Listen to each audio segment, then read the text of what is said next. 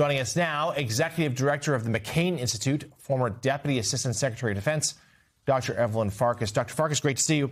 Let's talk about this situation here and their divergent interests between what Netanyahu and Israel want, and his government wants, versus what President Trump wants. President Trump, obviously, he wants this war to be over. He is still hopeful of some sort of deal. We should stop taking him at his word when a deal is close, but certainly he has assessed that more Israeli strikes will not help matters. Give us your analysis, I guess, as to the status of the U.S.-Israeli relationship and what it means for Iran. Yeah, I mean, obviously there's tension, Jonathan, as you said, and there's been reporting where President Trump reportedly swore at Prime Minister Netanyahu. So there's a lot of frustration in the White House, clearly. Look, our interest, the U.S. interest and President Trump's interest is to get to the negotiating table, to open the Strait of Hormuz, to stop the kinetic war. You know, we forget that we don't have just the war between Israel and Iran, or the U.S., Israel, and Iran. We also have the situation in Gaza, which is far from resolved. And inside Israel itself, there's a lot of tension on the West Bank. So I think, you know, looking at the big picture, we need to tamp this down. We need to get the Strait of Hormuz opened. That's the U.S. paramount interest because, of course, of the impact on oil, gas, fertilizer, helium, which is needed for making computer chips, etc. So we need to end that, and then we need to put Iran back in the nuclear box. So, Dr. Farkas, I know Europe in particular is your specialty, so let's turn there now. Armenia's prime minister declared victory this week in a parliamentary election viewed as a test of the country's growing turn to the West, which also means a shift away from its traditional ally, Russia. This marks the latest example of Moscow's fading influence in the region after similar results in races for Romania, Moldova, and, of course, Viktor Orban's Hungary. And I think this is so interesting because much has been made of course, the Ukraine war has been a debacle for Putin. It's also hindered his ability to help places where perhaps normally he would. Syria, Iran, and more. And now Venezuela. And now even closer to home, despite efforts to meddle, which, of course, Moscow always does, he's taking loss after loss after loss.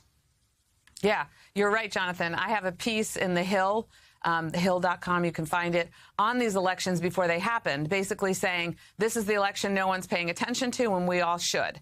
For a while now, Russia's power has been receding because of its preoccupation with the war against Ukraine that it launched and, you know, the need for resources they are losing in Ukraine. And when, you know, Armenia had a war with Azerbaijan, normally Russia would have helped, and Russia has troops still based in Armenia. But Russia didn't help, and that accelerated the process of Armenia pulling away. And this dates all the way back to when I was in the Pentagon and Ukraine was pulling away in 2012, 2013, and then, of course, we saw 2014, the Russian invasion. Armenia is kind of doing the same thing, Jonathan, and it just goes to Russia losing influence. This empire that they still have, more or less. They still have control, and the Republic of Georgia is under Moscow's control today, unfortunately, politically speaking. This is very tenuous now, and I predict that they will lose the war in Ukraine, and it will also spell the loss of this sphere of influence for them. All right. Former Deputy Assistant Secretary of Defense, Dr. Evelyn Farkas, thank you so much for your analysis. We really appreciate it. So, Matthew, your new opinion piece for MS Now is titled Trump's Meet the Press walkout suggests a presidency that's already finished. And we've spent a lot of time these last 2 days, fact-checking his lies, noting how just angry he seemed. And frankly, Kristen Welker did a good job in sticking to the facts there.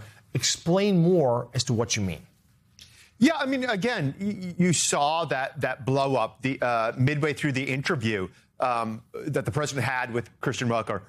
Fighting with the press is nothing new, but it's getting frustrated and giving up and quitting. That probably is much more indicative of the president's mindset right now, and maybe even emblematic of the second presidency. Again, a return to power on the economy, on wars out of control, and yet the president seems to have just given up on governing.